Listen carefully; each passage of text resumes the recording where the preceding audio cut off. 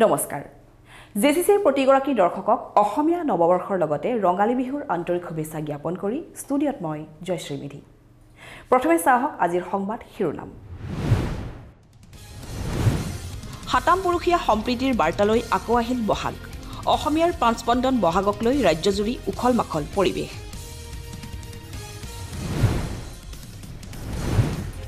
জাগিৰোডৰ কণাবৰীত ভয়ংকৰ ঘটনা মাত্ৰ 10 টকাৰ বাবে প্ৰাণ গল এগৰাকী শ্ৰমিকৰ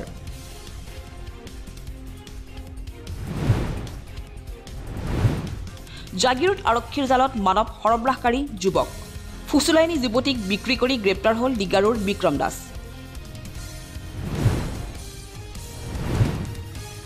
জাগিৰোডত পঞ্চায়ত নিৰ্বাচনৰ প্ৰাৰ্থীৰ মনোনয়ন দাখিল পৰ্ব সম্পন্ন মন্ত্ৰী পীযুষ হাজৰিকাৰ উপস্থিতিত মনোনয়ন দাখিল কৰিলে প্ৰাৰ্থীসকলে এতিয়া চাওঁক বাতৰি বিস্তৃত ৰূপত বহাগ এয়া সৃষ্টিৰ বহাগ এয়া কৃষ্টিৰ বহাগ এয়া শিপিনীৰ বহাগ এয়া শিল্পীৰ বহাগ মুঠতে হেপাহৰ বহাগক লৈ এতিয়া ৰাজ্যৰ চৌদিশে ৰঙীন পৰিৱেশ অসমীয়া জাতিৰ প্ৰাণস্পন্দন বহাগতে লোৱা হওক নতুন সংকল্প ৰঙেৰে পৰিপূৰ্ণ হওক আপোনাৰ মোৰ মন সেউজ হওক প্ৰতিটো ক্ষণ চাহক প্ৰাণৰ বহাগক লৈ আমাৰ এক বিশেষ প্ৰতিবেদন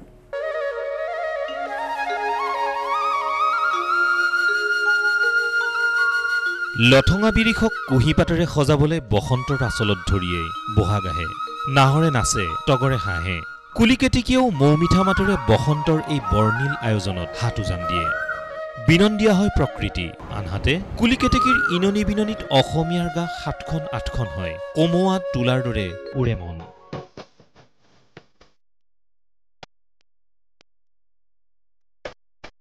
ঢোল পেপাৰ মাতে অসমীয়াৰ বুকুত তোলে উৎসৱৰ মধু আলোড়ন সমান্তৰালকৈ ৰঙিলী পদুমীহঁতৰ তাঁতশালত ব্যস্ততা বাঢ়ে পিঠাপনাৰে আখলো উপচি পৰে কান্ধত ঢোল হাতত পেপালৈ বিহুৱা ডেকাহঁত ওলাই আহে পাহাৰ বগাই বগাই অনা কপৌ ফুল চেনেহী খোপাত গুজি দিয়াৰ হাবিয়াস চাগে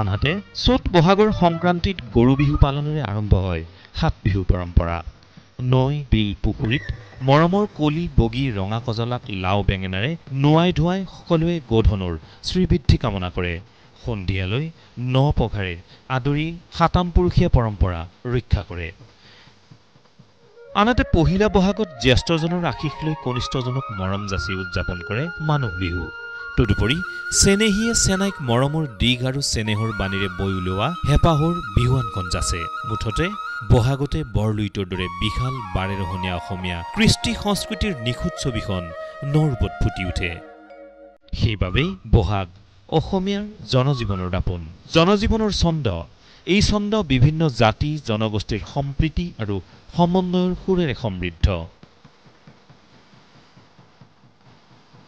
এয়া পাহতে আমিও জনাইছো বাপতিসাহোন ৰঙালীৰ হিয়া ভৰা উলগ আৰু অসমীয়া নৱবৰ্ষৰ আন্তৰিক শুভকামনা মাহ হালধিয়ে ধুই নিয়ক সমাজৰ অসূয়া প্ৰতিজোপা বিৰিখৰ দৰে সেউজ হওক প্ৰতিজন বিহু বুলীয়া ৰাইজৰ মন জাতিৰ আয়ুস ৰেখা বহাগে হাতামপুৰুষীয়া সম্প্ৰীতিৰ দোলডাল নিকপ কপীয়া কৰক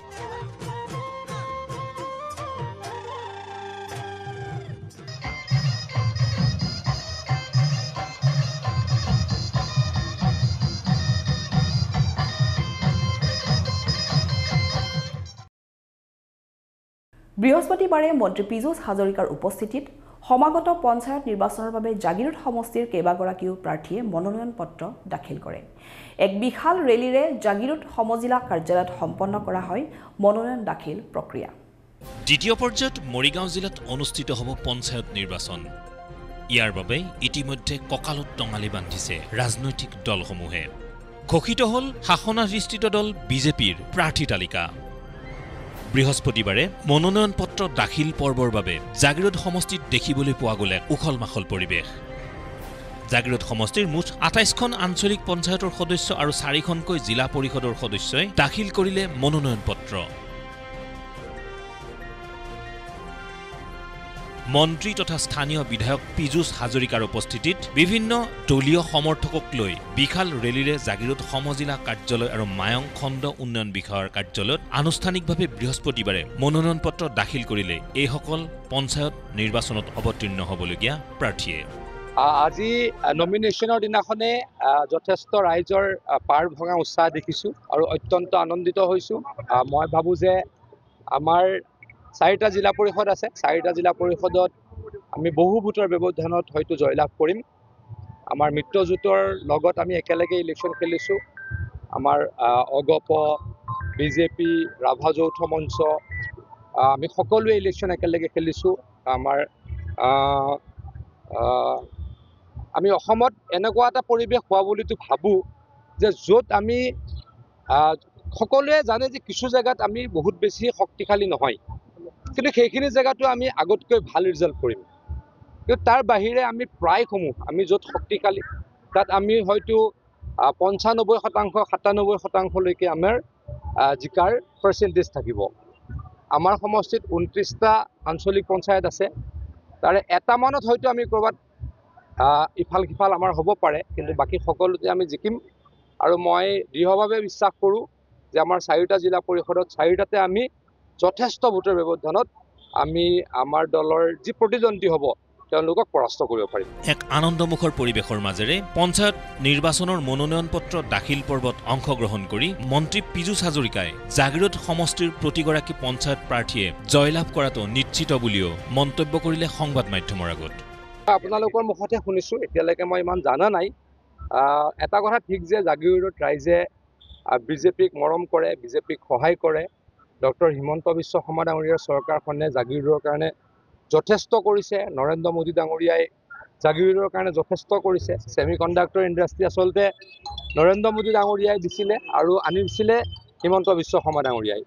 গতিকে জাগিৰোডৰ ৰাইজ নৰেন্দ্ৰ মোদী ডাঙৰীয়া আৰু হিমন্ত বিশ্ব শৰ্মা ডাঙৰীয়াৰ প্ৰতি অত্যন্ত শ্ৰদ্ধাশীল আৰু সেইটোৱে আমাৰ মূলধন। এই মূলধনক লৈ আমি আগুৱাইছোঁ।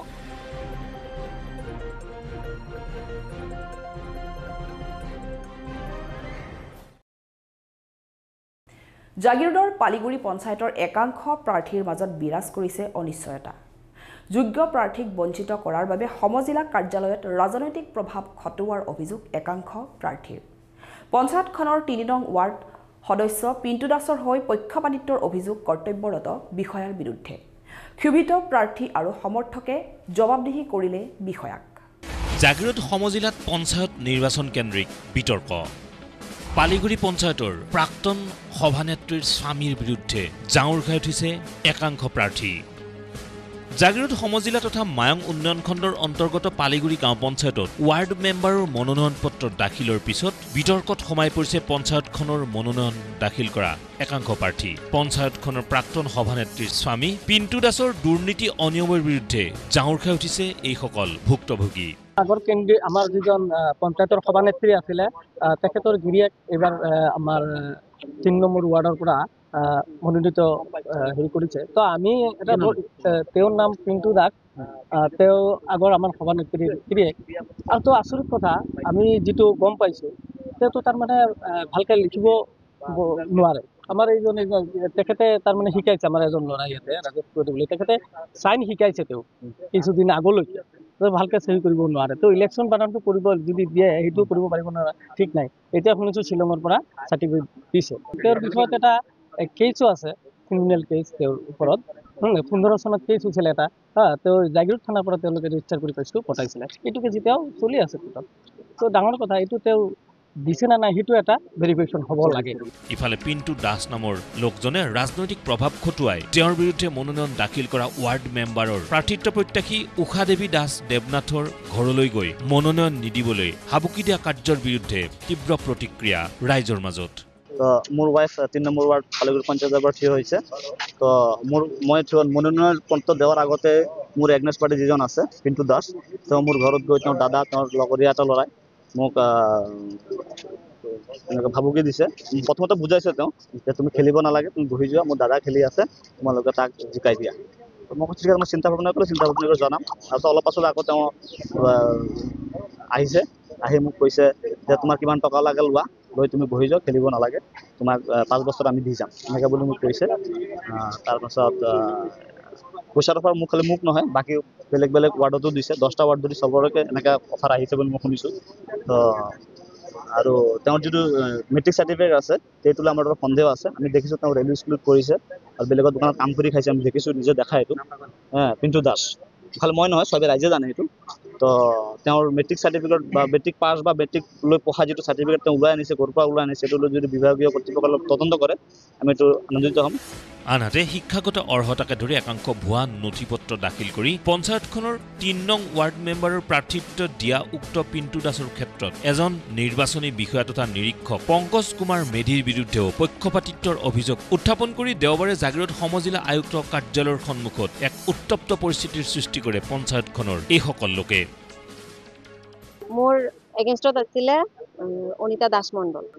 আমাৰ যিজন নিৰীক্ষক বিষয়া ছাৰ আছে তেওঁ কৈছে ঠিক আছে, তোমালোকৰ চব অ'কে আছে, আৰু কিবা ভুল থাকিলে আমি মাতিম, 12 তাৰিখে মাতিম, 12 তাৰিখে ভুলখিনি তোমালোকে শুধৰাই দিব পাৰিবা। কিন্তু আমি যেতিয়া 12 তাৰিখে আহিলোঁ, 12 তাৰিখে অহাৰ পিছত ছাৰে ক'লে যে তোমাৰ চহী নাই, অনিতা দাস মণ্ডলৰ চহী আছে। কৈছে মোৰ চহী নাই বুলি ক'লে। তে মই কৈছোঁ ছাৰ সিদিনাখন আপুনি জনাব বুলি কৈছিলে, জনোৱা নাই। কৈছে এতিয়া আৰু দিব নোৱাৰে। আমি খুজিছোঁ যে যদি কৰি দিওঁ, মই নিজে আহিছোঁ, যিহেতু মই কেণ্ডিডেট, মই নিজে আহিছোঁ, মই চহীটো কৰি দিওঁ। কৈছে নাই, এতিয়া তুমি ফৰ্ম দিব নোৱাৰো, চহীটো কৰিব নোৱাৰা। কিন্তু মোৰ সন্মুখতে অনিতা দাস মণ্ডলৰ চহী নাই, তথাপি তেখেতে কিন্তু চহী কৰিব দিছে। বিষয়াজনৰ নাম আছিলে পংকজ কুমাৰ মেধি ছাৰ। তো তেখেতেই চব চাইছে। তো মই ভাবিছোঁ কি ইয়াতে কিবা গণ্ডগোল হৈছে নেকি। এইটোৱে কথা যে মুখ্যমন্ত্ৰী ডাঙৰীয়াক এইটোৱে আমি অনুৰোধ কৰিছোঁ যে পঞ্চায়ত ব্যৱস্থাটো আমাক নিকা কৰিব লাগে। ক্ষোভিত লোকসকলে বিষয়াজনৰ বিৰুদ্ধে মুৰ্দাবাদ ধ্বনি দি উত্তাল কৰে চৌদিশ। আনহাতে বিষয়াজনৰ এনে পক্ষপাতিত্বৰ বিৰুদ্ধে সংশ্লিষ্ট কৰ্তৃপক্ষক উচিত ব্যৱস্থা গ্ৰহণৰো দাবী উত্থাপন কৰে। উল্লেখ্য যে পঞ্চায়তখনৰ মনোনয়ন পত্ৰ দাখিল সন্দৰ্ভত উঠা অভিযোগৰ বাবে প্ৰাৰ্থিত্ব দিয়া ৱাৰ্ড মেম্বাৰৰ তালিকা প্ৰকাশ কৰিব পৰা নাই বিভাগীয় কৰ্তৃপক্ষই। হয়, আজি আমি দেখা পাইছোঁ পালিগুৰি পঞ্চায়তত আমাৰ যিবিলাক কমপ্লেইন হৈ আছে, আমি বেলেগ পঞ্চায়তত এইবিলাক আমি দৃষ্টিগোচৰ হোৱা দেখা নাই। গতিকে মই প্ৰশাসনিক বিভাগক মই দাবী কৰোঁ, যিহেতু ইমান প্ৰব্লেম চলি আছে, গতিকে আমাৰ পালিগুৰি পঞ্চায়তৰ ইলেকশ্যনটো স্থগিত ৰাখি পুনৰ যাতে মনোনয়ন পত্ৰ দাখিল কৰি নিশাকে পঞ্চায়ত ইলেকশ্যন হ'ব পাৰে, তাৰ প্ৰতি প্ৰশাসন বিষয়া লগতে মই মুখ্যমন্ত্ৰী মহোদয়কো আহ্বান কৰোঁ যে তেওঁলোকে এই পঞ্চায়তত যিহেতু তেওঁলোকে কৈ আছে আমি নিকা নিৰ্বাচন বিচাৰোঁ। গতিকে আমি দেখা পাইছোঁ পালিগুৰি পঞ্চায়তত এশবুৰি প্ৰব্লেম চলি আছে, কাৰণ প্ৰতিজন কেণ্ডিডেটৰ ওচৰতে তেওঁ দাবী ধমকি এনেকুৱা আমি শুনা পাইছোঁ। গতিকে তেওঁ প্ৰত্যেকে আমি যিজন শুনিছোঁ যে পিণ্টু দাসৰ এগেইনষ্টে চবে কৈ আছে। গতিকে যদি সঁচাকৈ এনেকুৱা হৈ আছে, গতিকে পালিগুৰি পঞ্চায়তটো ইলেকশ্যনৰ স্থগিত ৰাখিব লাগে, আৰু ইয়াৰ ওপৰত প্ৰশাসনিক বিষয়া পুনৰ যাতে মনোনয়ন পত্ৰ দাখিল কৰি এক নিশা পঞ্চায়ত যাতে আমি পাওঁ, তাৰে প্ৰতি আমি দাবী জনাইছোঁ। 7 নম্বৰ ৱাৰ্ডৰ পৰা মেম্বাৰ খেলি আছোঁ, আৰু মোৰ এগেইনষ্টত যিজনী প্ৰাৰ্থী আছে তেখেতৰ ডকুমেণ্টছ ভেৰিফাই নকৰাকৈ অথৰাইজ অফিচাৰে কৈ দিছে অ'কে হৈ গ'ল। তাৰপিছত আমি গম পাওঁ, ফৰ্চলি যেতিয়া কৈছোঁ যে নাই আমি ফৰ্মত অলপ চাই দিয়ক, তেতিয়া গম পাওঁ যে অৰিজিনেল যিটো বৰ্ডৰ চাৰ্টিফিকেট মেট্ৰিক পাছ সেইটো সিহঁতে জমা দিয়া নাছিলে, আৰু সেইদিনাহে লৈ আহিছে অৰিজিনেল। কিন্তু এইটোৰ ওপৰত আমাৰ সন্দেহ আছে, এইটো জালিয়াতি কিবা কৰিছে। পালিগুৰি গাঁও পঞ্চায়তৰ এই অভিযোগসমূহৰ উচিত তদন্ত কৰিবলৈ ভুক্তভোগীয়ে জাগিৰোড সমজিলা আয়ুক্তক এখনি অভিযোগ পত্ৰও ইতিমধ্যে প্ৰেৰণ কৰিছে। আমি আজি মৰিগাঁও জিলাৰ অন্তৰ্গত মায়ং উন্নয়ন খণ্ডৰ পালুগুৰি গাঁও পঞ্চায়তৰ 1 নম্বৰ ৱাৰ্ডৰ পৰা মোৰ ৱাইফে ইয়াতে মনোনয়ন দাখিল কৰিছিল ৱাৰ্ড সদস্যৰ কাৰণে। তো যেতিয়া আমাক স্কুটনিৰ কাৰণে মাতিলে, আগতে চালে তেওঁলোকে যদি কিবা ভুল হয় তেতিয়া আপোনালোকক মাতিম। গতিকে যেতিয়া আহিছোঁ, অহাৰ পিছত ক'লে যে আপোনালোকৰ যিটো শপতনামা আছে এইটো ঠিকে আছে, চহী কিন্তু ভিতৰত ফিল আপ কম হৈছে, গতিকে এইটো হেৰি নহয়। তো ঠিক আছে, বাকী ডকুমেণ্টছখিনি তেওঁ ক'লে যে ঠিকে আছে। তাৰপিছত যেতিয়া আমাৰ কণ্টেষ্টেড বিৰোধীজন আছে তেখেতৰ দেখিলোঁ যে ডিপোনেণ্টৰ চহী নাই। তেওঁ মই সুধিলোঁ যে যিটো শপতনামাৰ সত্যতা কেনেকৈ থাকিল যদিটো আপোনাৰ চহী নাই। এইটো তেওঁ নীৰৱতা অৱলম্বন কৰিছে, নাই এইটো হ'ব কিবা কিবি কৈছে। তাৰপিছত যেতিয়া 4 নম্বৰ ৱাৰ্ডত একেটা কথাই উঠিছে, তেতিয়া ডিপোনেণ্টৰ যিজন আছে দুৰ্গা মণ্ডলত তাৰ ডিপোনেণ্টৰ চহী নাই, সেইটো কাৰণে তেওঁ নহয়। কিন্তু আমাৰতো কেনেকৈ কাকো হৈ গ'ল। যদি কাটা যায়, কেঞ্চেল যায়, তেওঁৰো যদি প্ৰব্লেম থাকে দুটাই কেঞ্চেল কৰিব লাগে কৰিলে। গতিকে যিজন আমাৰ অথৰাইজ অফিচাৰ পংকজ কুমাৰ মেধি, গতিকে তেখেতৰ ওপৰত আমি ভাবোঁ যে আমাৰ বিষয়াসকলে শাস্তিমূলক ব্যৱস্থা ল'ব লাগে। কিহৰ কাৰণে তেওঁ নিৰপেক্ষ ভূমিকা লোৱা নাই।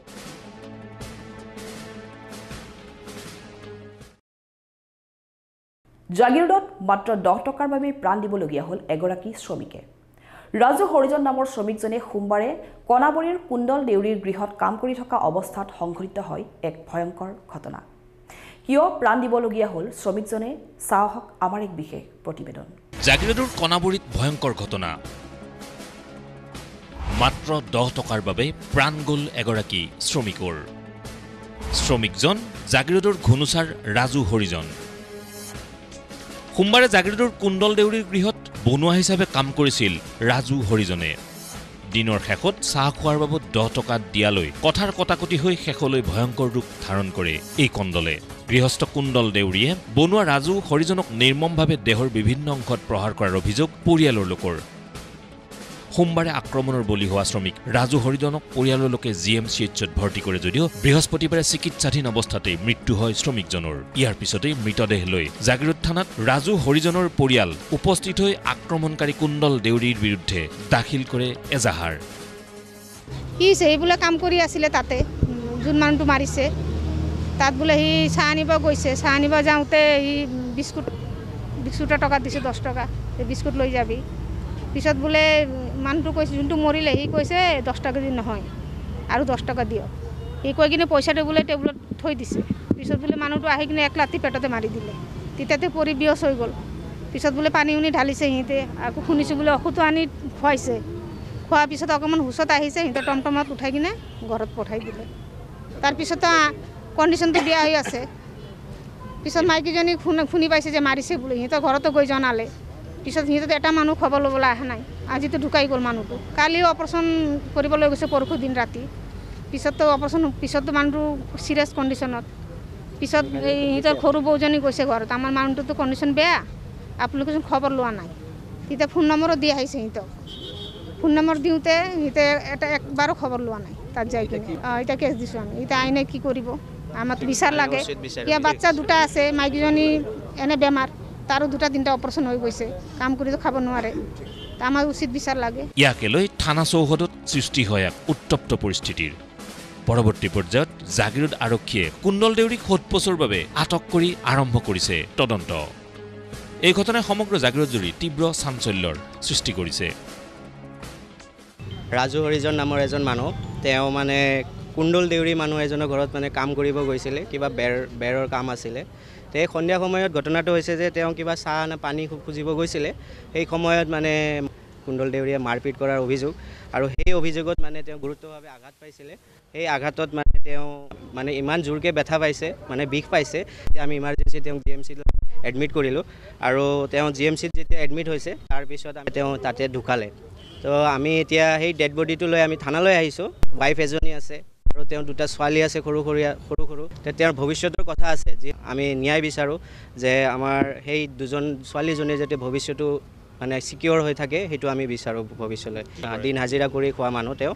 তো তেওঁ গৈ তাতে কাম কৰাৰ পিছত মানে কিবা এটা কথা লৈ সন্ধিয়াত চাহ পানী কথা লৈ কাজিয়া কৰাৰ অভিযোগ, আৰু সেই অভিযোগত তেওঁৰ মানে গুৰুত্বভাৱে আঘাত পোৱাত তেওঁৰ মানে ঢুকালে। আৰু আমি সকলোৱে বিচাৰোঁ যে আমি উচিত বিচাৰ পাওঁ আৰু আসামীজন যাতে শাস্তি পায়। আৰু আমি তেওঁৰ মাৰা অভিযোগ মানে আপোনাৰ এনেকুৱা কিবা লাখতি লৈ আৰু কিবা হাতে ভৰিয়েৰে মানে ভালকৈ মানে গুৰুত্বভাৱে আঘাত পোৱাৰ নিচিনা আৰু আঘাত দিছে আৰু তেওঁলোকে।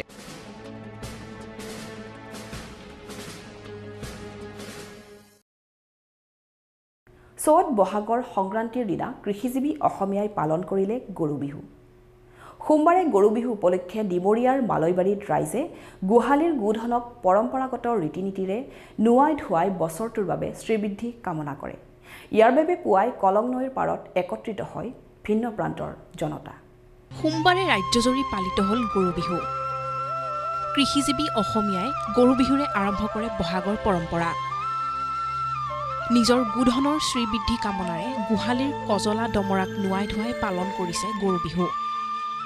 আমি ডিমৰীয়াৰ মালৈবাৰী ৰাইজে মিলি কলং ঘাটত আজি গৰুক সন্মান দিবৰ উদ্দেশ্যে আমি গৰু গা ধুৱাইছোঁ। ৰাতিপুৱাই মিঠাতেলেৰে শিং গা এইটো মুচি দিয়া হয়।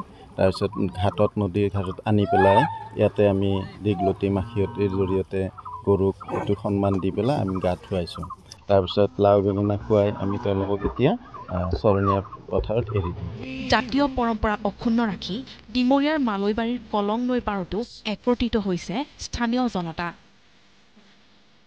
নিজৰ গৰুকেইটাক কলং নৈত নুৱাই থৈ বছৰটোৰ বাবে শ্ৰীবৃদ্ধি কামনা কৰিছে।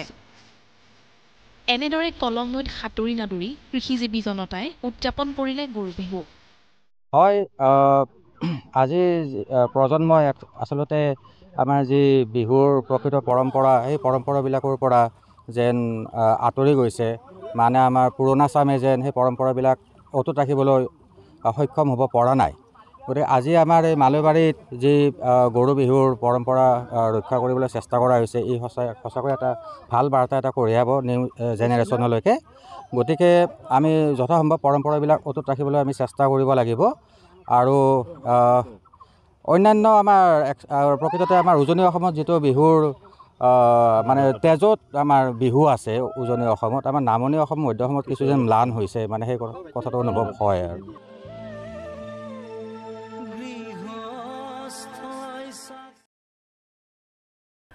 নৱগঠিত ডিমৰীয়া সমষ্টিৰ শুকুৰবাৰে আগন্তুক পঞ্চায়ত নিৰ্বাচনৰ বাবে অগপ বিজেপি মিত্ৰজোঁটৰ কেইবাগৰাকীও প্ৰাৰ্থীয়ে সোণাপুৰ সমজিলা কাৰ্যালয়ত মনোনয়ন দাখিল কৰে।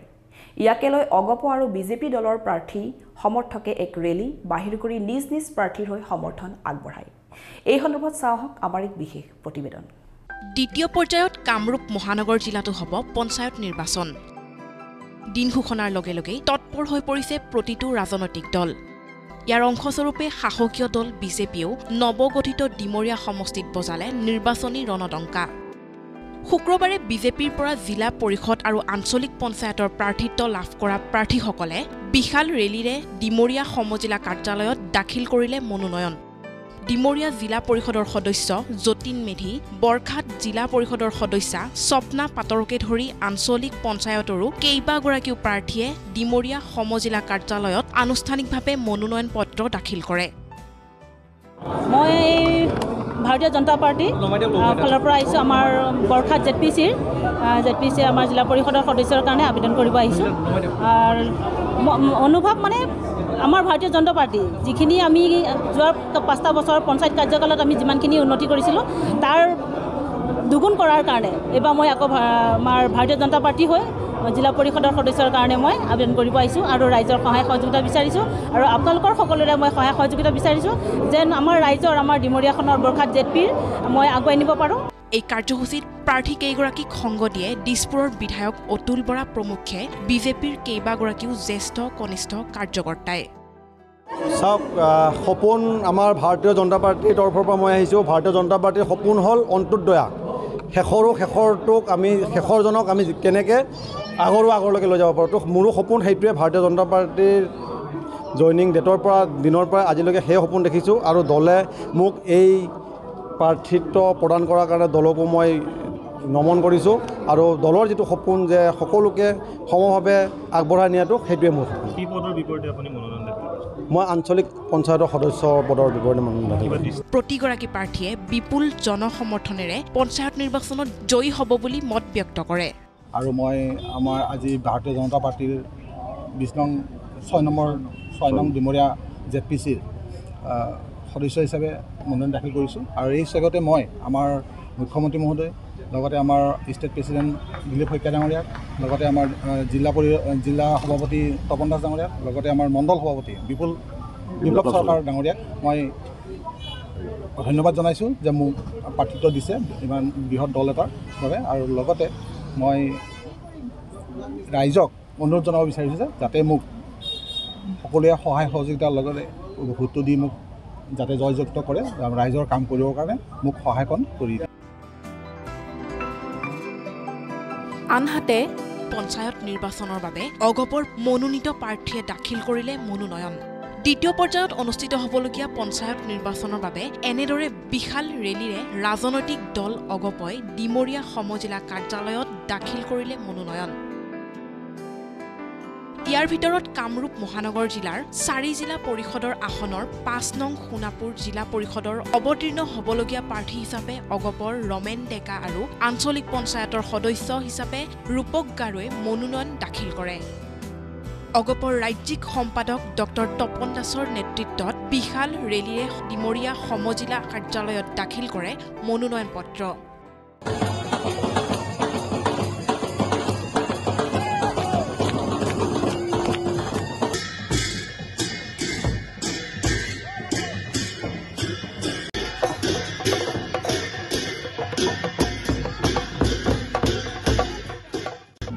আগন্তুক যি পঞ্চায়ত নিৰ্বাচন আছে এই পঞ্চায়ত নিৰ্বাচনৰ আমি সোণাপুৰ জিলা পৰিষদত অসম গণ পৰিষদ ভাৰতীয় জনতা পাৰ্টি আৰু মিত্ৰজোঁটৰ প্ৰাৰ্থী আমি ৰমেন ডেকা ডাঙৰীয়া আৰু আমাৰ আঞ্চলিক পঞ্চায়তৰ সদস্য ৰূপক গাৰু ডাঙৰীয়াক সমুখ্য কৰি আমি অসম গণ পৰিষদ ভাৰতীয় জনতা পাৰ্টিৰ সমূহ ৰাইজে আজি ইয়াতে উপস্থিত হৈছোঁ আৰু আমি নিশ্চিত যে আমাৰ এই ডিমৰীয়া বিধান পৰিষদত আমাৰ যি 4টা জিলা পৰিষদ আৰু এপি মেম্বাৰ আছে আমি 100% জয়ী হ'ম। ৰেলীত অংশ লৈ প্ৰাৰ্থীসকলে অগপ বিজেপি মিত্ৰজোঁটৰ প্ৰাৰ্থীয়ে বিপুল ভোটত জয়লাভ কৰিব বুলি মন্তব্য কৰে। খুবেই ভাল লাগিছে আজি মিত্ৰজোঁটৰ প্ৰাৰ্থী হিচাপে থিয় দিব পাই খুবেই ধন্যবাদ, ভাল লাগিছে।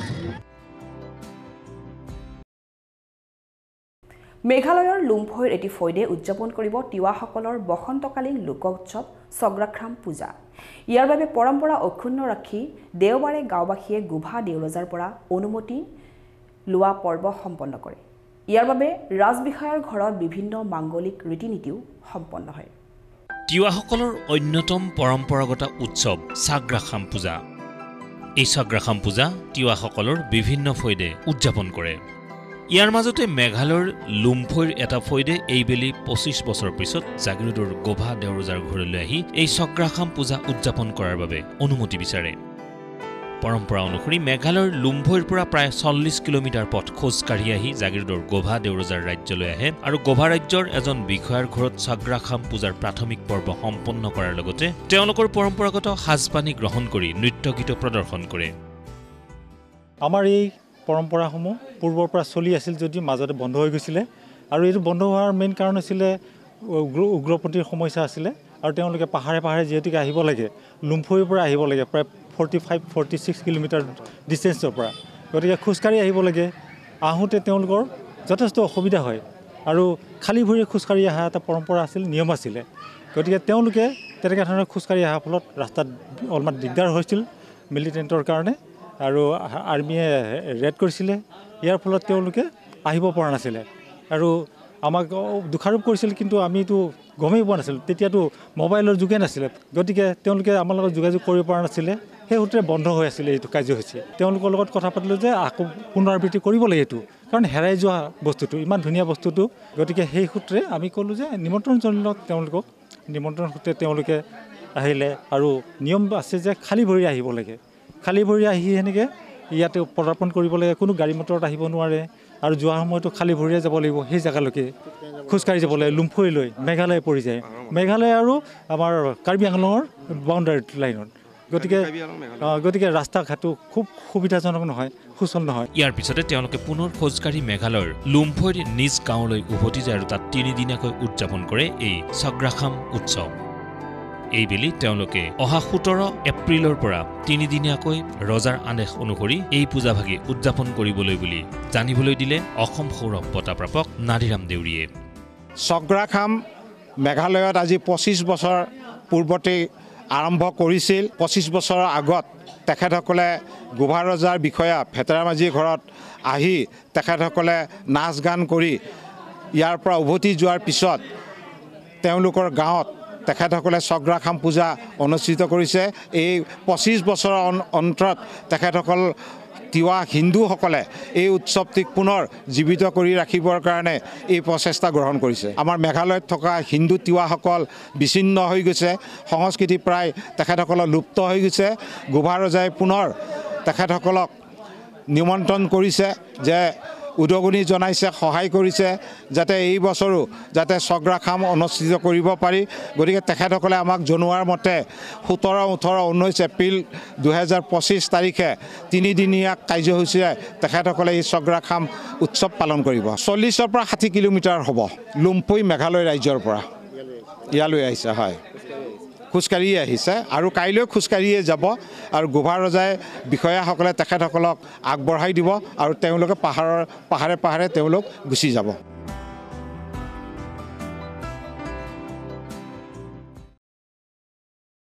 পঞ্চায়ত নিৰ্বাচন সমাগত ইতিমধ্যে সম্পন্ন হ'ল মনোনয়ন দাখিল প্ৰক্ৰিয়া জাগিৰোডত এইবাৰ নিৰ্দলীয় হিচাপে মনোনয়ন দাখিল কৰিলে পূৰ্বৰ বিজেপি নেতাই শুকুৰবাৰে কেইবা শতাধিক সমৰ্থকক লগত লৈ বাগজাপ পঞ্চায়তৰ ২ নং ৱাৰ্ডৰ সদস্য হিচাপে মনোনয়ন দাখিল কৰিলে প্ৰদীপ দেউৰীয়ে ইয়াকে লৈ সমৰ্থকে সৃষ্টি কৰিলে এক উখল মাখল পৰিৱেশ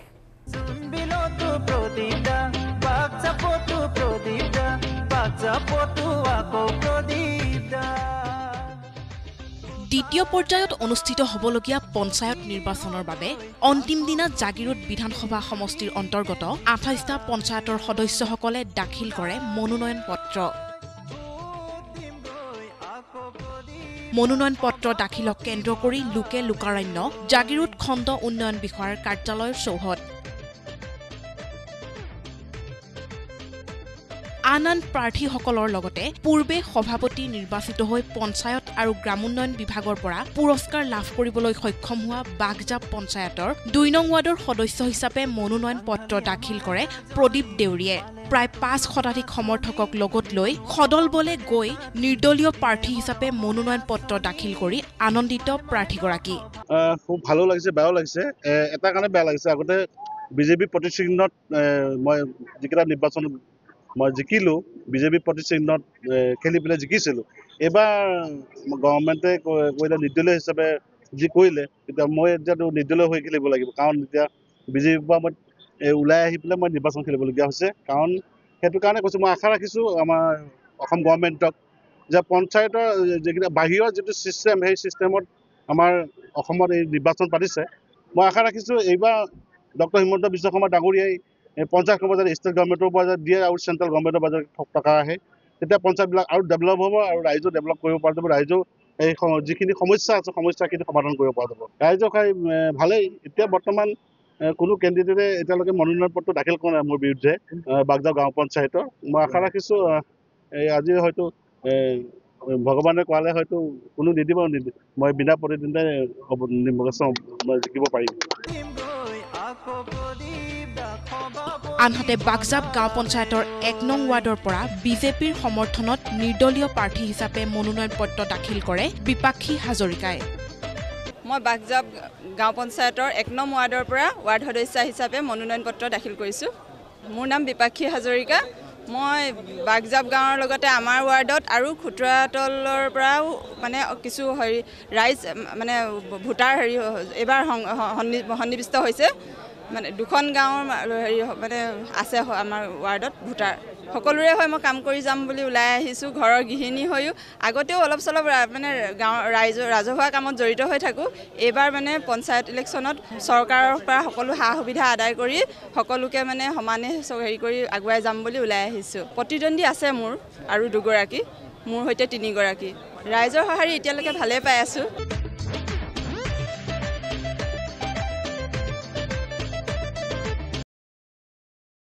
শুকুৰবাৰে সোণাপুৰ আছুৰ উদ্যোগত অনুষ্ঠিত হয় বিহু আদৰণি উৎসৱ আছুৰ সোণাপুৰ ক্ষুদ্ৰ ক্ৰীড়াংগনত আয়োজন কৰা 15-দিনীয়া বিহু নাচ কৰ্মশালাৰ সামৰণিত অনুষ্ঠিত এই কাৰ্যসূচীত কেইবা শতাধিক ঢুলীয়া নাচনীয়ে অংশগ্ৰহণ কৰি উদুলি-মুদুলি পৰিৱেশৰ সৃষ্টি কৰে অনুষ্ঠানত কেইবাগৰাকীও বিশিষ্ট ব্যক্তিয়েও অংশগ্ৰহণ কৰে শুক্ৰবাৰে সোণাপুৰত আছুৰ বিহু আদৰণি উৎসৱ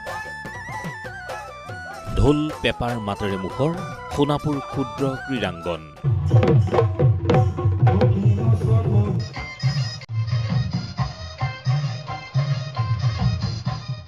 এই দৃশ্য সোণাপুৰ ক্ষুদ্ৰ ক্ৰীড়াংগনৰ সোণাপুৰ আঞ্চলিক ছাত্ৰ সন্থাৰ উদ্যোগত আৰু আন্তঃ সোণাপুৰ শাখা ছাত্ৰ সন্থাৰ সহযোগত বিগত ২৮ মাৰ্চৰ পৰা অনুষ্ঠিত 15-দিনীয়া বিহু কৰ্মশালাৰ শুকুৰবাৰে সামৰণি অনুষ্ঠান হিচাপে ৰঙালী বিহু আদৰণি উৎসৱ আয়োজন কৰা হয়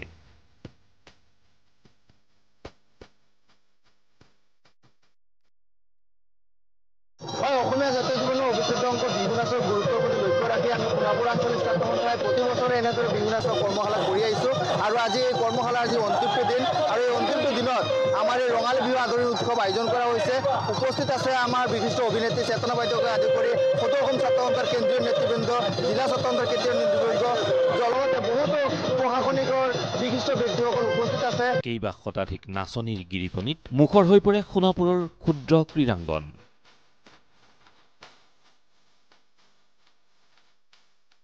বিশিষ্ট অভিনেত্ৰী চেতনা দাসে বন্তি প্ৰজ্বলনেৰে আনুষ্ঠানিকভাৱে মুকলি কৰা ৰঙালী বিহু আদৰণি উৎসৱত ডিমৰীয়াৰ বিভিন্ন জনগোষ্ঠীয় নৃত্য গীতৰ লগতে আমন্ত্ৰিত কেইবাগৰাকীও শিল্পীয়েও গীত পৰিৱেশন কৰে। মই সুস্থিৰে ভালভাৱে থাকিলে নিশ্চয় শৰীৰ সুস্থ হৈ থাকিলে আহোঁ আৰু দুআষাৰ বিনিময় কৰি ভাল লাগে। ল'ৰা ছোৱালীবিলাকে সকলোৱে ইমান সুন্দৰকৈ বিহু শিকিছে, সেইকাৰণে ভাল পাইছোঁ যে বিহুৰ প্ৰতি সকলোবিলাক আগ্ৰহী হৈছে। যিসকল মানে প্ৰশিক্ষাৰ্থী আছে তেওঁলোকে যিমান পাৰে সিমান শিকাবলৈ চেষ্টা কৰিছে। ধন্যবাদ।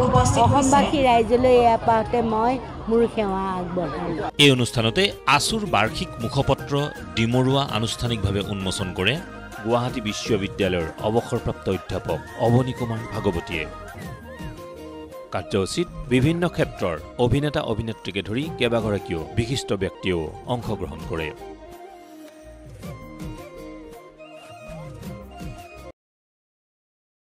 এতিয়া চাওক এটা বিশেষ খবৰ। জাগিৰোডত সোমবাৰে উলহ মালহেৰে উদযাপন কৰা হয় চৰক পূজা। বিভিন্ন অলৌকিক শক্তি সম্পন্ন কাৰ্যকলাপ চাবলৈ ভিন্ন প্ৰান্তৰ ভক্তৰ ভিৰ চৰক পূজাস্থলীত। প্ৰতি বছৰে চ'ত মাহৰ সংক্ৰান্তিৰ দিনা হিন্দু বেংগলী সম্প্ৰদায়ৰ লোকসকলে ভক্তি সহকাৰে এই পূজা উদযাপন কৰি আহিছে। জনবিশ্বাস অনুসৰি এই পূজাত তন্ত্ৰ মন্ত্ৰৰ দ্বাৰা বিভিন্ন অলৌকিক কাৰ্য সম্পন্ন কৰা হয়। ব্যতিক্ৰম নহল এইবেলিও জাগিৰোডৰ চৰক পূজাস্থলীত গাৰ্ণুম শিয়ৰি উঠা বিভিন্ন কাৰ্যকলাপ প্ৰদৰ্শন কৰি আচৰিত কৰি তোলে উপস্থিত ভিন্ন প্ৰান্তৰ দৰ্শনাৰ্থীক। এই পূজা চাবলৈ জাগিৰোডৰ লগতে ইয়াৰ দাঁতিকাষৰীয়া অঞ্চলৰ সহস্ৰাধিক লোকৰ সমাগম পৰিলক্ষিত হয়। তাৰমানে আমাৰ এই পূজাটো প্ৰত্যেক বছৰত পৰম্পৰা হিচাপে আমাৰ আগৰ পূৰ্বপুৰুষসকলে আমাৰ এই মাহত মানে চৈত্ৰ মাহৰ শেষত আৰু বহাগৰ প্ৰথমত আমাৰ এই হৰগৌৰী পূজাটো হয়। এই দেশৰ মংগলৰ কাৰণে পূজাটো কৰা হয়।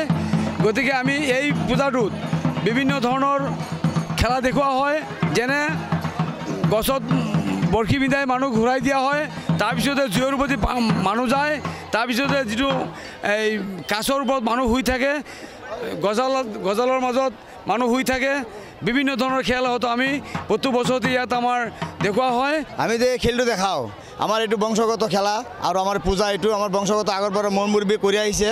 এতিয়া আমি চৈত্ৰী মাহৰ লাষ্ট তাৰিখত সংক্ৰান্তিৰ দিন আমি এইটো পূজা কৰোঁ। এইটো আমাৰ দেশৰ ৰাইজৰ মংগলৰ কাৰণে আমি এইটো পূজা কৰোঁ আৰু চবৰে মংগল হয়। আৰু আমি বছৰে বছৰে এইটো কৰোঁ, খেলাও দেখাওঁ, বহুত ধৰণৰ খেলা আমি দেখাওঁ। কিন্তু এইবিলাক ধান্দাবাজি নহয়, আমাৰ এইটো মহাদেৱৰ মন্ত্ৰ দি আমি এইবিলাক প্ৰয়োগ কৰা হয় আৰু আমি বছৰ বছৰ এইটো কৰি থাকোঁ আমাৰ ৰাইজৰ মংগলৰ কাৰণে। হ'ল ৰাজেন্দ্ৰ দাস আৰু 2 নম্বৰ হ'ল অগুৰবাসী দাস, 3 নম্বৰ হ'ল মুকুন্দ দাস। আমি তিনিজনে আমি খেলাটো আমি বাবাৰ নামত আমি বছৰে বছৰে আমি পূজাটো পাতি পেলাই আমি কৰোঁ।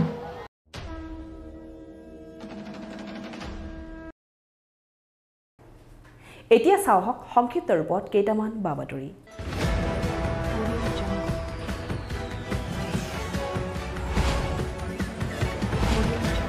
জাগিৰোডত শুকুৰবাৰৰ পৰা দুদিনীয়া কাৰ্যসূচীৰে উলহ মালহেৰে পালন কৰা হয় হনুমান জয়ন্তী। এই উপলক্ষে বিভিন্ন আধ্যাত্মিক কাৰ্যসূচী ৰূপায়ণৰ লগতে শুকুৰবাৰে উলিওৱা হয় ধৰ্মীয় শোভাযাত্ৰা। এই শোভাযাত্ৰাত ৰাম, সীতা আৰু হনুমানক প্ৰতীকী ৰূপত উপস্থাপন কৰি ৰাইজে সমগ্ৰ জাগিৰোড চহৰ পৰিভ্ৰমণ কৰে। এই উপলক্ষে ভক্তসকলে জয় শ্ৰীৰাম ধ্বনিৰে মুখৰ কৰে জাগিৰোডৰ আকাশ বঁটা।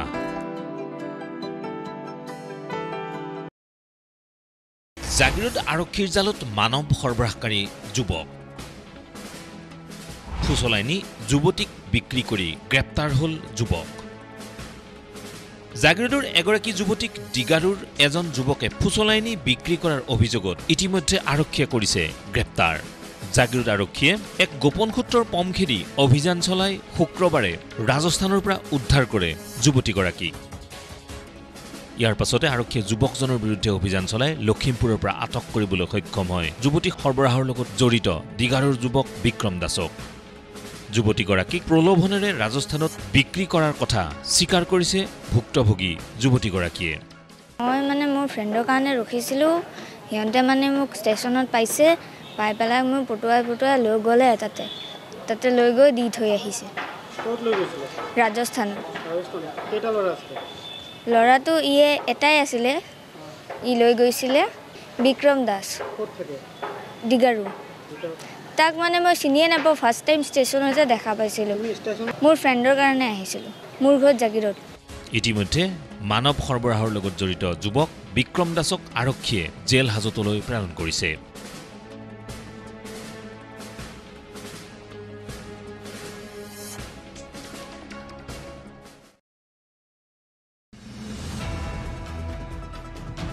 ৰাজ্যত এতিয়া পঞ্চায়ত নিৰ্বাচনক লক্ষ্য কৰি দেখিবলৈ পোৱা গৈছে প্ৰাৰ্থিত্বৰ ভিৰ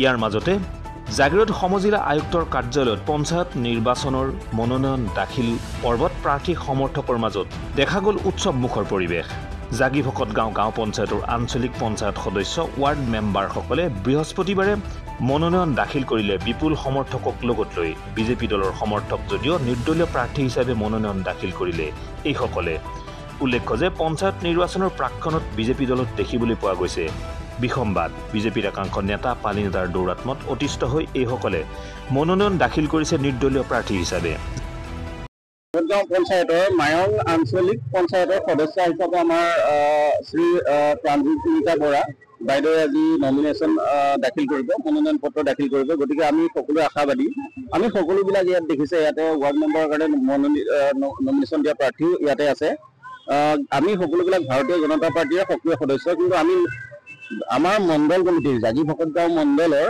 কিছু 2-4জন বিষয়ববীয়া আৰু নেতা পালি নেতাৰ দৌৰাত্মক আৰু মনোমালিন্য আৰু তেওঁলোকৰ স্বেচ্ছাচাৰী কিছুমান চিন্তাধাৰাৰ কাৰণে আমি নিৰ্দলীয় হিচাপে আমি সকলোবিলাকে মনোনয়ন পত্ৰ দাখিল কৰিম বুলি ভাবিছোঁ কিন্তু আমি পীযুষ দাদা আৰু আমাৰ হিমন্ত বিশ্ব শৰ্মা ডাঙৰীয়াৰ প্ৰতি আমাৰ সদায় সদ্ভাৱ আছে আৰু পীযুষ দাদাৰ যিখিনি আমাৰ উন্নয়ন যাত্ৰা এই উন্নয়ন যাত্ৰাত জাগিভকত গাঁৱৰ প্ৰতিজন ৰাইজ প্ৰতিটো পৰিয়ালে জড়িত থাকিব বুলি আমি আশাবাদী আৰু আমি পীযুষ দাদাৰ হৈ সদায় কাম কৰি যাম বুলি প্ৰতিশ্ৰুতিবদ্ধ আজি আপোনালোকে সকলোৱে জানে যে জাগিভকত গাঁও পঞ্চায়তটো সম্পূৰ্ণ আমাৰ এটা অসমীয়া ভাষী আৰু অসমীয়া মানুহৰ পঞ্চায়ত হয় আমাৰ আজি আচৰিত গোটেই জাগিভকত গাঁৱৰ 6 নং ৱাৰ্ডৰ পৰা এটা হাস্যকৰ পৰিৱেশ সৃষ্টি হৈছে 6 নং ৱাৰ্ডৰ পৰা এজন বিশেষ প্ৰাৰ্থীৰ হৈ কেনেকে বিভিন্ন ধৰণৰ ভাষিক সংখ্যালঘু বা ধৰ্মীয় সংখ্যালঘু মানুহ গাড়ীত লৈ ৰেলী কৰি আহিছে এইটো লৈ পীযুষ দাদাৰ ভোট আমাৰ ইয়াত বাঢ়িব নে কমিব নিজেই চাওক আমি জানো যে আমি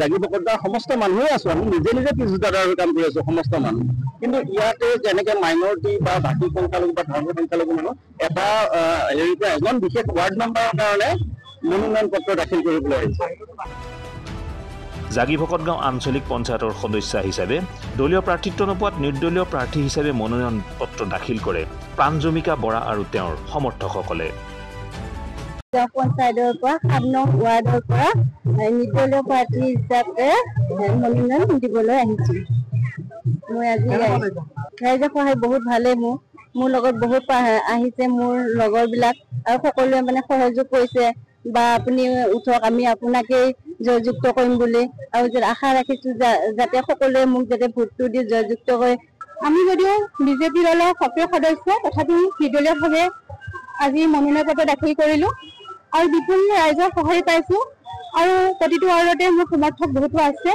মই আশাবাদী যে মোক যদি তেওঁলোকে জিকাই নিব বুলি মই আশাবাদী আৰু মোক যদি তেওঁলোকে জিকাই আনে তেতিয়াহ'লে মোৰ পৰিকল্পিত আঁচনি কিছুমান মই মনত ভাবি থৈছোঁ আৰু সেইখিনি মই সফল কৰিম বুলি আগবাঢ়ি আহিম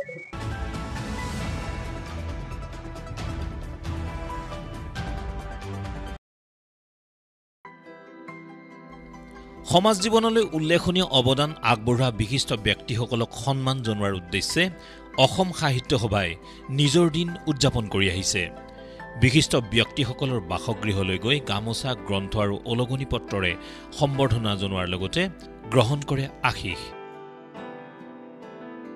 ইয়াৰ অংশস্বৰূপে জাগিৰোড শতদল শাখা সাহিত্য সভাৰ সভাপতি লক্ষেশ্বৰ কাকতি আৰু সম্পাদক স্তুতিপ্ৰসাদ বৰা প্ৰমুখ্যে সদস্যসকলে কেন্দ্ৰীয় সমিতিৰ আহ্বান মৰ্মে পহিলা বহাগত পালন কৰে নিজৰ দিন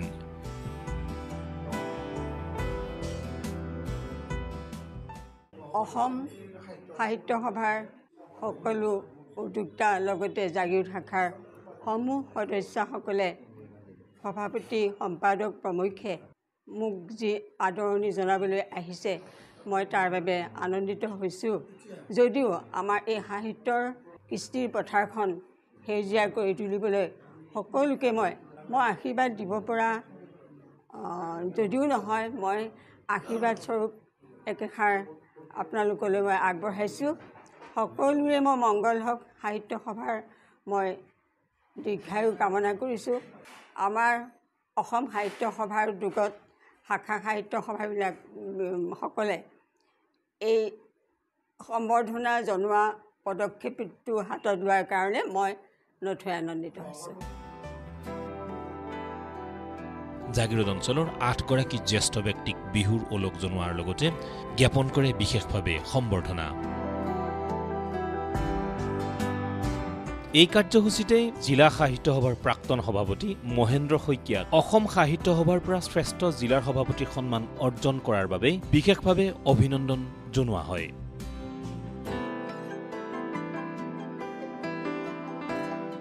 নতুন বছৰ পহিলা বহাগ সেই উপলক্ষে অসম সাহিত্য সভাৰ যিটি আহ্বান আছিল যে অঞ্চলৰ জ্যেষ্ঠ গুণী জ্ঞানী ব্যক্তিসকলৰ ঘৰলৈ গৈ তেখেতসকলক বিহুৰ ওলগ জনাব লাগে আৰু তেখেতসকলৰ পৰা আশীৰ্বাদ ল'ব লাগে। সেইটো আহ্বান আমি ৰক্ষা কৰি জাগিৰোড শতদল শাখা সাহিত্য সভাৰ সদস্যসকলেও জাগিৰোডৰ বিভিন্ন অঞ্চলত গৈ বিভিন্ন স্থানত গৈ জ্যেষ্ঠ ব্যক্তিসকলক আমি বিহুৰ ওলগ জনাইছোঁ আৰু তেখেতসকলৰ পৰা আশীৰ্বাদ গ্ৰহণ কৰিছোঁ।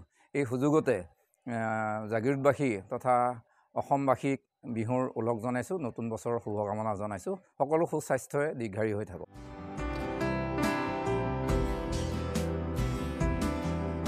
আনহাতে মৰিগাঁও জিলা সাহিত্য সভাৰ উদ্যোগতো উদযাপন কৰা হয় নিজৰ দিন। এই উপলক্ষে মৰিগাঁও জিলা সাহিত্য সভাৰ সভাপতি হৰমোহন কলিতাৰ নেতৃত্বত এদল সাহিত্যসেৱীয়ে অঞ্চলটোৰ 10গৰাকীকৈ বিশিষ্ট ব্যক্তিক সম্বৰ্ধনা আগবঢ়োৱাৰ লগতে জ্ঞাপন কৰে বিহুৰ ওলগ।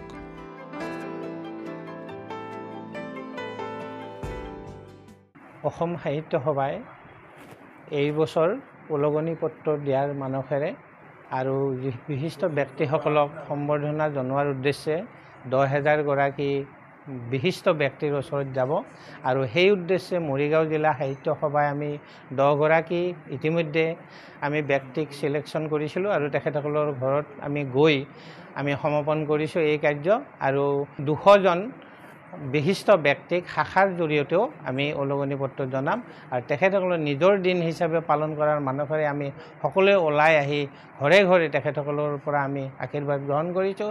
আমি আশা ৰাখিছোঁ অসম সাহিত্য সভা পূৰ্ণ গতিত লাভ কৰিব আৰু তেখেতসকলৰ প্ৰতিগৰাকী ব্যক্তিক আমি একোখনকৈ ওলগনি পত্ৰ অসম সাহিত্য সভাই প্ৰদান কৰা আৰু জিলাৰ পৰা আমি একোটা গ্ৰন্থৰ টোপোলা, একোখন অংগবস্ত্ৰ, গামোচা এই ধৰণৰ তেখেতসকলৰ দি পেলাই আমি গোৱা পানেৰে আমি সেৱা গ্ৰহণ কৰিছোঁ।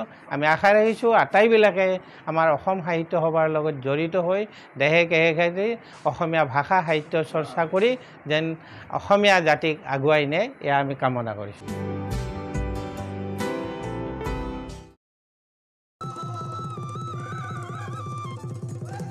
শংকৰদেৱ বিদ্যানিকেতন ভকতগাঁৱত শনিবাৰে বিহু আদৰণি অনুষ্ঠান অনুষ্ঠিত হয়।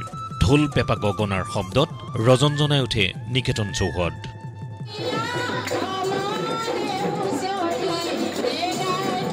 জাগিৰোডৰ সমীপৰ আগশাৰীৰ শৈক্ষিক প্ৰতিষ্ঠান ভকতগাঁও শংকৰদেৱ বিদ্যানিকেতনত ছাত্ৰ ছাত্ৰীসকলৰ মাজত অসমীয়াৰ আদৰৰ বিহুটিক চিনাকি কৰি দিয়াৰ মানসেৰে নিকেতন প্ৰাংগণত দেখিবলৈ পোৱা গ'ল এই পৰিৱেশ। অকল শিক্ষাৰ্থীয়ে নহয়, এই বিহু আদৰণি অনুষ্ঠানত অংশগ্ৰহণ কৰিলে আচাৰ্য অভিভাৱক অভিভাৱিকা আৰু নিকেতন পৰিচালনা সমিতিৰ বিষয়ববীয়ায়ো।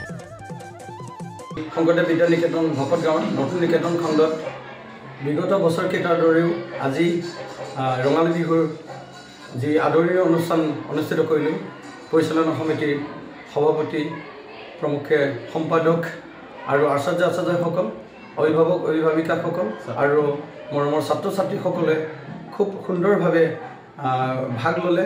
অংশগ্ৰহণ কৰি তেওঁলোকে নিজা নিজা যি প্ৰতিভা ইয়াত বিকাশ কৰিলে আৰু আমাৰ যি প্ৰতি শাওণ বহাগৰ বিহুটি আমি এনেধৰণে আমি পিছলৈও আকৌ উদযাপন কৰিম বুলি আমি আশা ৰাখিছোঁ আৰু উন্নত পৰ্যায়ত এনেধৰণে আজি আমাৰ অনুষ্ঠানটো সামৰণি কৰিলোঁ।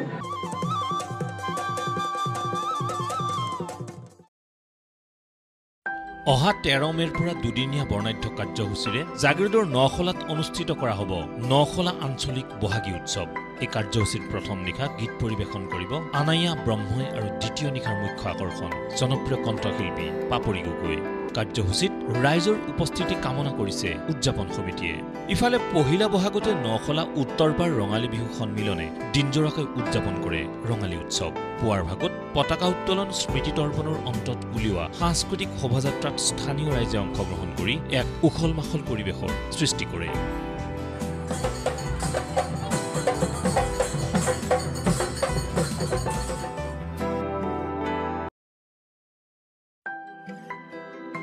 জাগিৰোডৰ জ্যেষ্ঠ পশু চিকিৎসক প্ৰয়াত অনিল চন্দ্ৰ ডেকাৰ স্মৃতিত জাগিৰোডৰ জ্যোতিকুছিৰ নিজ গৃহত আত্মপম শীৰ্ষক এখনি গ্ৰন্থ উন্মোচন কৰা হয়। গ্ৰন্থ উন্মোচনী সভাৰ প্ৰাৰম্ভতে বন্তি প্ৰজ্বলন কৰে প্ৰয়াত ডেকাৰ মামীয়েক লক্ষ্মী ডেকাই। এটি বৰগীত পৰিৱেশন কৰি অঞ্জনা বৰাৰ গ্ৰন্থখনি আনুষ্ঠানিকভাৱে উন্মোচন কৰে ডাঃ তপন কুমাৰ দত্তই। কেইবাগৰাকীও জাগিৰোডৰ বিশিষ্ট ব্যক্তিয়ে এই কাৰ্যসূচীত অংশগ্ৰহণ কৰি প্ৰয়াত ডেকাৰ কৰ্মৰাজিৰ সন্দৰ্ভত বক্তব্য আগবঢ়ায়। অনুষ্ঠানত কবিতা পাঠেৰে সকলোকে আপ্লুত কৰে গুৱাহাটীৰ তৃষ্ণা চৌধুৰী, ৰীণা ডেকা প্ৰমুখ্যে আন কেইবাগৰাকীও নপুৰণি কবিয়ে। এই অনুষ্ঠানটিৰ আঁত ধৰে স্মৃতিগ্ৰন্থ পৰিচালনা সমিতিৰ সম্পাদক স্তুতিপ্ৰসাদ বৰাই আৰু শলাগৰ শৰাই আগবঢ়ায় প্ৰয়াত ডেকাৰ কনিষ্ঠ পুত্ৰ ভাস্কৰ্যজ্যোতি ডেকাই। প্ৰয়াত ডক্টৰ অনিল কুমাৰ ডেকাৰ জন্মতিথি হয় আৰু তেওঁৰ সেই জন্মতিথিৰ উদ্দেশ্যে আজি তেওঁৰ ৰোমন্থন কৰি আৰু স্মৃতিচাৰণ কৰি পেলাই গ্ৰন্থ উন্মোচন কৰিছোঁ। গ্ৰন্থখনৰ নাম হ'ল আত্মপম।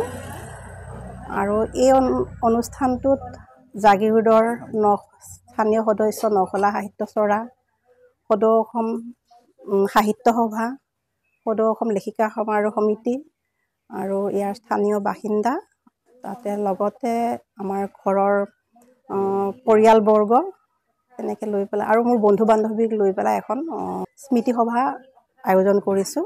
এই স্মৃতি গ্ৰন্থখন মোক সহায় কৰিছে ভেটেনেৰী অফিচৰ এখেতৰ বন্ধুসকল, নন্দ সিং বৰকলা ছাৰ, মোৰ বিভিন্ন ঠাইত থকা মোৰ বান্ধৱীসকল আৰু জাগিৰোডৰ প্ৰতিগৰাকী লেখিকা বা লেখকে ইয়াতে সহযোগ কৰিছে আৰু ঘৰৰো আছে।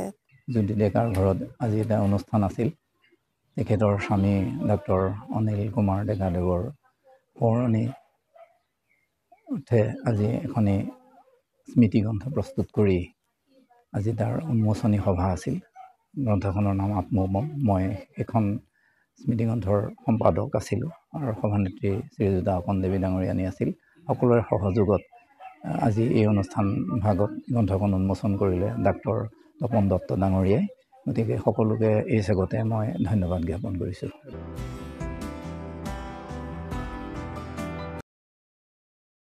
সদৌ অসম কৃষক সংঘৰ 18 সংখ্যক প্ৰতিষ্ঠা দিৱস শুকুৰবাৰে দিনজোৰা কাৰ্যসূচীৰে পালন কৰা হয়। জাগিৰোডৰ সাতভনী আঁচনি প্ৰাথমিক বিদ্যালয়ত অনুষ্ঠিত এই কাৰ্যসূচীত বিয়লি অনুষ্ঠিত হয় এখনি মুকলি সভা। মৰিগাঁও জিলা সাহিত্য সভাৰ প্ৰাক্তন সম্পাদক লক্ষেশ্বৰ ডেকাৰ পৌৰোহিত্যত অনুষ্ঠিত সভাত আমাৰ পথাৰ আমাৰ কথা শীৰ্ষক এখনি আলোচনা চক্ৰ অনুষ্ঠিত হয়। অনুষ্ঠানত নিৰ্দিষ্ট বক্তা হিচাপে উপস্থিত থাকে গুৱাহাটী উচ্চ ন্যায়ালয়ৰ অধিবক্তা কিশোৰ কুমাৰ কলিতাৰ লগতে আমন্ত্ৰিত অতিথি হিচাপে কেইবাগৰাকীও বিশিষ্ট ব্যক্তি উপস্থিত থাকি বক্তব্য আগবঢ়ায়। এই অনুষ্ঠানতে বহুকেইগৰাকী কৃষকক ফুলাম গামোচাৰে আদৰণিও জনোৱা হয়। আনহাতে অলপতে খেল মহাৰণত সফলতা লাভ কৰা খেলুৱৈ ক্ৰমে ড্ৰিম মহন্ত, সোনিয়া বাংঠাই, চয়ন বৰা, আদিত্য পাটৰ, জগত পাটৰ, ৰিংকু ডেকাৰজা, ভাৰ্গৱীনাথ, নৱজ্যোতি বৰদলৈকো বিশেষভাৱে সম্বৰ্ধনা জনোৱা হয় এই অনুষ্ঠানতেই। 18তম প্ৰতিষ্ঠা দিৱস আমি সদৌ অসম কৃষক সংঘৰ যোৱা 2008 চনৰ আজি এই পবিত্ৰ 11 এপ্ৰিল তাৰিখতে অসমৰ ঐতিহাসিক শিৱসাগৰ জিলাৰ পিয়লি ফুকনি ষ্টেডিয়ামত আমি গঠন কৰিছিলোঁ। আমাৰ লক্ষ্য অসমৰ প্ৰতিখন পথাৰ যাতে 12 মাহে আমি খেতি কৰিব পাৰোঁ, প্ৰত্যেকখন পথাৰ যাতে 12 মাহে আমাৰ জলসিঞ্চনৰ ব্যৱস্থা থাকে আৰু কোনো কাৰণত যাতে আমাৰ কৃষকৰ ল'ৰা ছোৱালীয়ে যাতে বহি ৰাজ্যলৈ যাব নালাগে, কোনো কাৰণত যাতে আমাৰ কৃষকৰ ল'ৰা ছোৱালীয়ে যাতে শিক্ষাৰ পৰা বঞ্চিত নহয়, কোনো কাৰণত যাতে আমাৰ কৃষকৰ ল'ৰা ছোৱালীয়ে যাতে স্বাস্থ্যৰ পৰা বঞ্চিত নহয়, এই গোটেই কথা বতৰাবিলাকত আমি অধিক গুৰুত্ব ৰাখিয়ে আমাৰ সদৌ অসম কৃষক সংঘ গঠন কৰা হৈছে। আজি আমাৰ জীৱনৰ মানদণ্ড যাতে নিম্নগামী হ'ব নোৱাৰে, জীৱন নিৰ্বাহ যাতে নিম্নগামী নহয়, তাৰ কাৰণে আমি সদায় চেষ্টা অব্যাহত ৰাখি আমি সদৌ অসম কৃষক সংঘই নেৰা নেপাকৈ আমি কৃষি ভূমিত আন্দোলন কৰি আছো।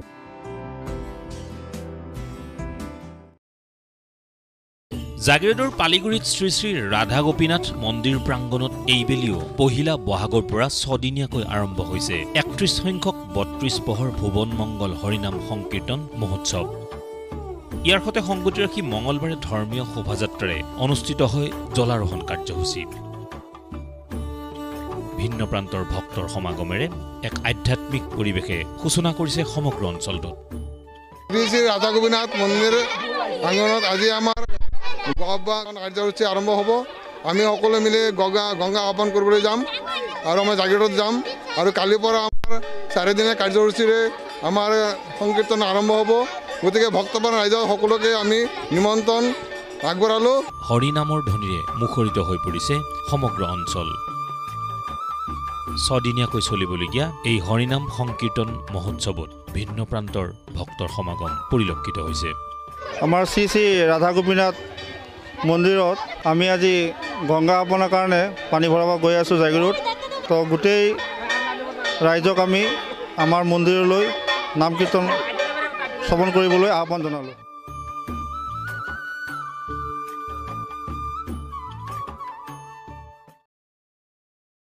আজিৰ সংবাদ পৰিক্ৰমা ইমানতে সামৰিছোঁ। জাগিৰোড, মৰিগাঁও আৰু ইয়াৰ কাষৰীয়া বিভিন্ন অঞ্চলৰ বাতৰিলৈ আমি আপোনালোকৰ মাজলৈ আহোঁ প্ৰতি বুধবাৰে সন্ধিয়া আৰু বৃহস্পতিবাৰে পুৱা। গতিকে চাবলৈ নাপাহৰিব আপোনালোকৰ প্ৰিয় অনুষ্ঠান JCCৰ সংবাদ পৰিক্ৰমা। ধন্যবাদ।